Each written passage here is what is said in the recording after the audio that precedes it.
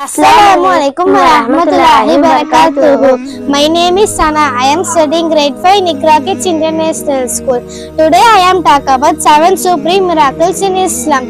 Number 1. Allah split the moon half for Prophet Muhammad sallallahu alaihi wasallam. Number 2. Allah kept Yunus alayhi wasallam alive in the belly of whale. Number 3. Allah parted the Red Sea for Musa alaihi wasallam. Number 4. Allah cooled the fire for Ibrahim alayhi wasallam. Number 5. Allah gave Sulaiman alaihi wasallam the power to have control over jinns, birds, animals and wind.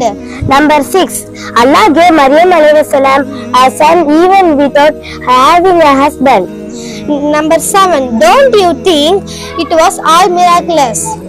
Then why do you think then he won't ease your affairs for you? Thank you. Assalamualaikum warahmatullahi wabarakatuh.